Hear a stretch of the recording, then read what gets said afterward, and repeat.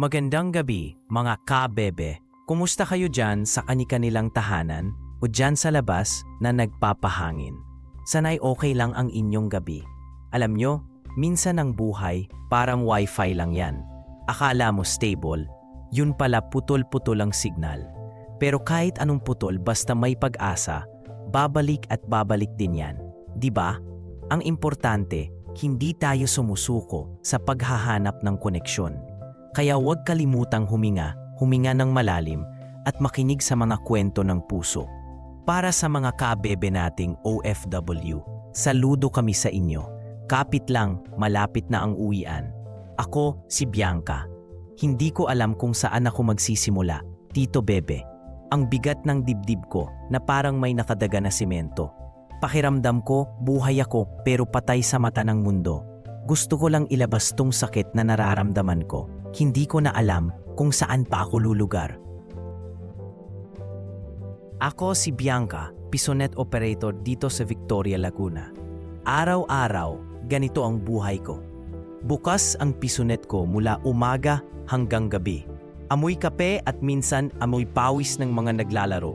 Pero sanay na ako sa ingay ng keyboard at click ng mouse. Dito rin nagtatrabaho si Delo, ang asawa ko. Freelance writer siya, kaya kahit saan pwede siyang mag-type. Pero mas gusto niya dito sa tabi ko. Nakangiti siya habang nagtatype ng mga kwento niya. Minsan, nagpaparinig siya ng mga linya na sinusulat niya.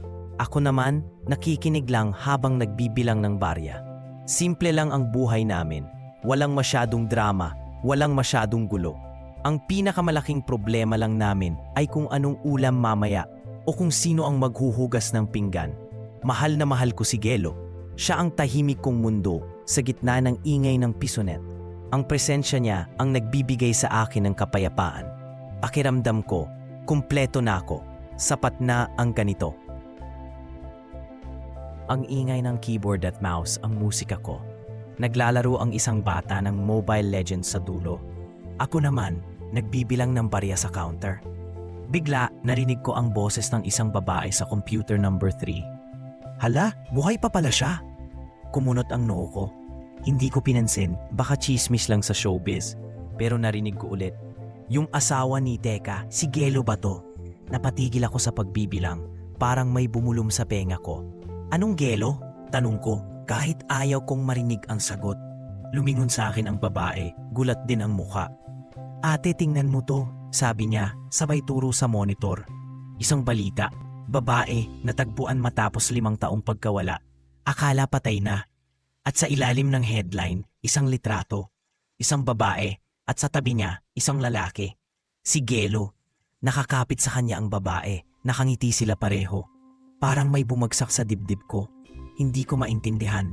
5 taon? Patay na? Pero buhay at si Gelo? Ang mundo ko biglang umikot. Ang ingay ng pisonet nawala. Puro puting ingay na lang. Hindi ko alam kung paano ako huminga. Nakatulala lang ako sa monitor. Yung balita, paulit-ulit sa isip ko. Buhay siya. Ang asawa ni Gelo. Paano nangyari to? May asawa na pala siya bago ako. Ang sakit isipin. Pakiramdam ko, naging kabit ako nang hindi ko sinasadya. Ang ingay ng pisonet, parang humihina. Gusto kong sumigaw. Gusto kong magtanong. Pero kanino? Kay Gelo? Anong sasabihin ko? Sino siya? Bakit hindi mo sinabi? Pero paano kung totoo? Paano kung bumalik talaga yung asawa niya? Anong labang ko? Wala akong karapatan. Wala akong pinanghahawakan. Ang bigat sa dibdib ko. Parang gusto ko na lang umupo at umiyak. Pero hindi pwede. Kailangan kong maging matatag. Pero para saan pa? Para kanino? Pa sa pagmamahal na baka hindi naman pala akin? O para sa sarili ko na ngayon ay durog na durog? Hindi ko alam kung paano ako magsisimula ulit. Kung may magsisimula pa ba. Nakatitig lang ako sa screen ng computer ko. Puro ingay lang ang isip ko. Bigla, naramdaman ko ang kamay ni Gelo sa likod ko. Hinaplos niya ang buhok ko, dahan-dahan. Pagod ka na ba, mahal? Bulong niya. Ang init ng hininga niya sa enga ko. Napapikit ako, damang-dama ang haplos niya.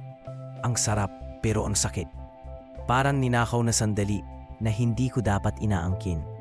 Tawa ng mga bata sa kabilang cubicle. Tunog ng keyboard, click ng mouse. Normal na araw, pero hindi na normal ang mundo ko.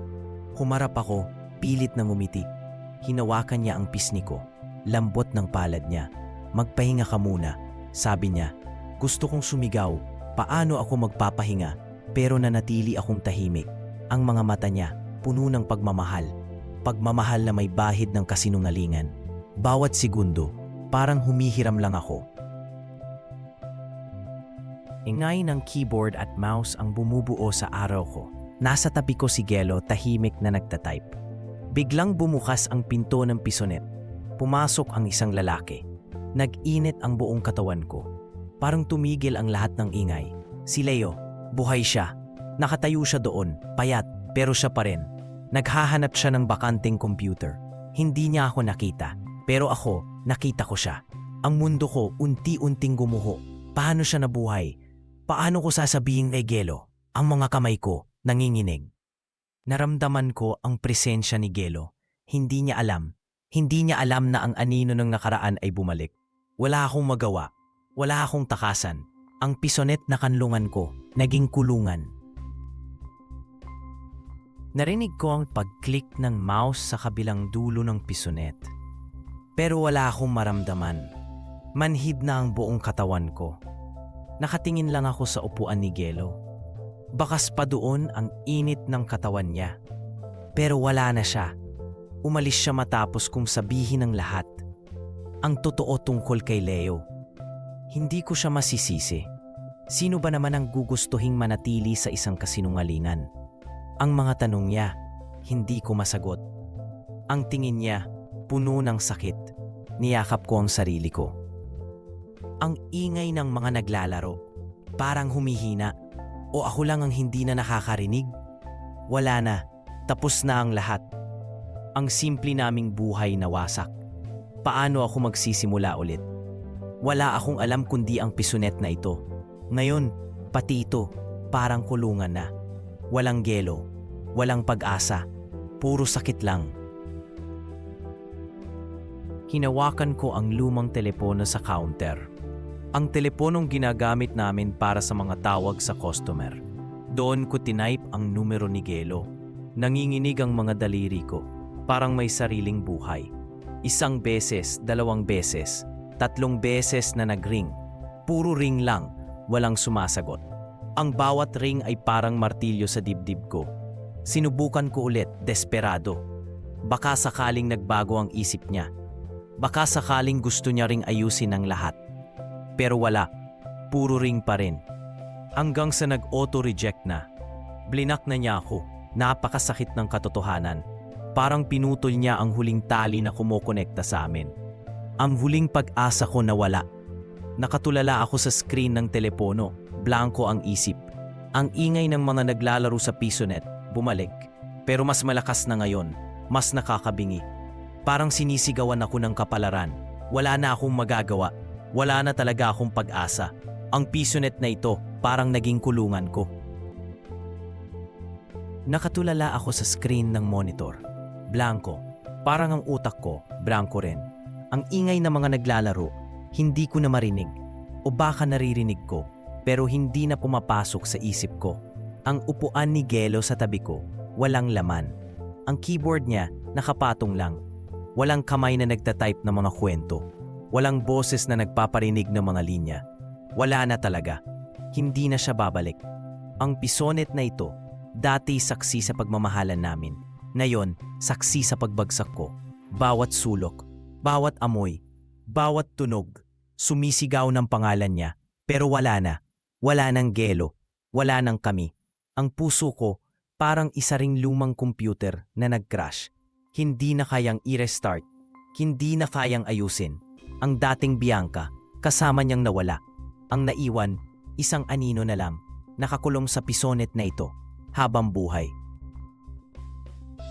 Tito Bebe, ito na siguro ang huling sulat ko. Wala na akong lakas para bumangon pa. Ang pisonet na ito, ang naging mundo ko. Pero ngayon, kulungan na lang. Hindi ko alam kung paano magpapatuloy. Paalam, Gelo. Paalam sa dating ako. Sana sa susunod na buhay, maging masaya na ako. Mga kabebe, narinig niyo ang kwento ni Bianca. Masakit, oo. Parang hard drive na nag-crash. Hindi na ma-recover ang files. Pero tandaan niyo, hindi lahat ng crash katapusan na. Minsan, kailangan lang ng malalim na format. Burahin lahat ng luma para may espasyo sa bago. Hindi ko sinasabing kalimutan agad si Gelo. Imposible yan. Pero huwag kang magpakulong sa PisoNet. Bianca, hindi ka computer na kailangan ng power button para mag-restart. Tao ka. May sarili kang will. Sarili mong choice. Ang pagmamahal, parang internet connection yan. Minsan, malakas. Minsan nawawala. Pero may ibang provider. May ibang signal na naghihintay. Huwag kang matakot mag-explore. Hindi ka forever magiging anino. Bumangon ka, Bianca. I-reboot mo ang sarili mo. Hindi pa tapos ang laro. Maraming level pa ang naghihintay sa'yo.